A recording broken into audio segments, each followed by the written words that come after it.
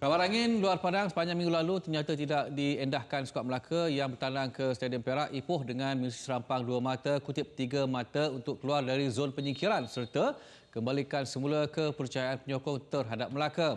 Biarpun terpaksa menanti hingga sejam perlawanan untuk jangan pertama menjelma, gol dari Wan Zahrul Nizam itu cukup untuk Melaka kembali daki semula tangga Liga ke kedudukan ke-8 dengan 10 mata, manakala Perak terpaksa menelan perit kerana hanya dipisahkan 4 mata sahaja dengan Seri Pahang di zon penyingkiran.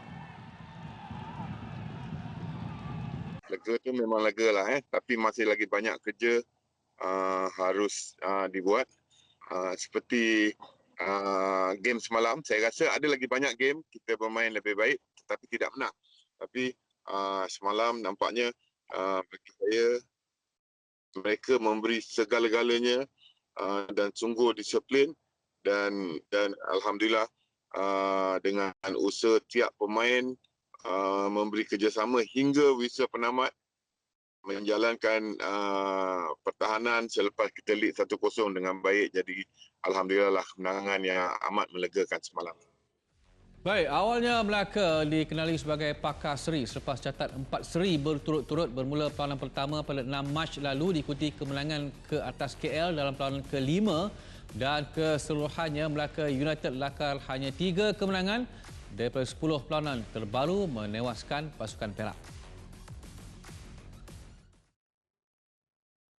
Bagi pihak pengurusan, Ketua Pegawai Eksekutif Melaka United, Datuk Muhammad Saiful Mat Sapri pula nyatakan kemenangan pada Ahad menentang Perak masih belum cukup untuk beri jaminan mengenai masa depan pengendalinya Zainal Abidin Hassan. Ujian getir menanti jurulatih berusia 59 tahun itu menentang Kedah hujung minggu ini kerana bakal turun tanpa beberapa tonggak seperti penyerang Sonny North yang mengutip 3 kad kuning serta pemain pertahanan Jang Soo Kwon.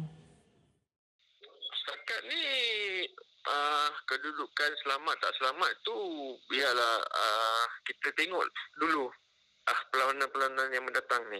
Kita tengoklah perlawanan yang mendatang ni apa keputusan, dan keputusan tu kita akan bawa ke board. Setakat ni insya-Allah tak ada masalah.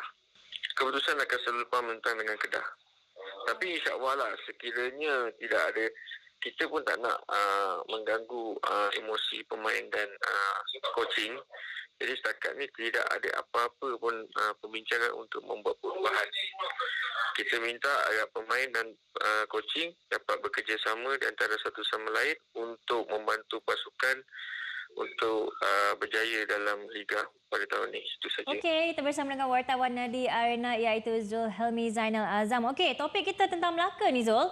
Ada dua peluang yang telah pun diberikan kepada Coach Zainal. Satu kemenangan sudah pun dalam tangan. So, macam mana nasib Coach Zul? Masih di hujung tanduk atau ada sinar harapan dah?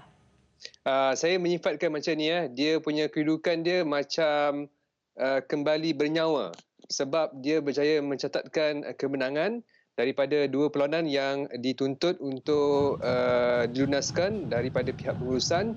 Jadi bila satu kemenangan ni ia bagi nyawa lah kepada Zainal untuk memastikan kedudukan beliau lebih selamat selepas ni. Jadi tiada pilihan, Zainal perlu pastikan aksi seterusnya 3 mata penuh bagi menjamin kedudukan sebagai pengendali Melaka United sehingga akhir musim. Baik, itu kata Zul. Tapi ada perkabaran Zul yang ada kabar angin yang bertiup sangat kencang.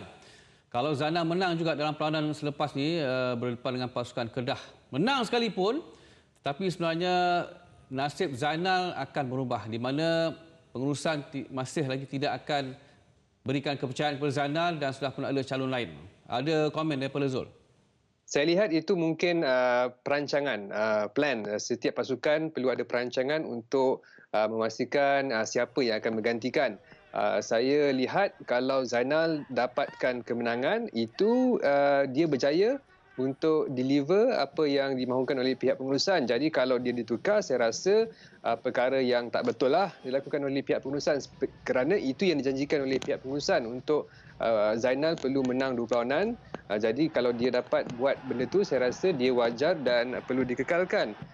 Dan saya melihat bagaimana pemain mahu melihat Zainal dikekalkan. Kita lihatlah aksi yang diperagakan oleh barisan pemain Melaka United. Memberi petunjuk bahawa mereka mahu Zainal sebagai jurulatih mereka sehingga akhir musim ini.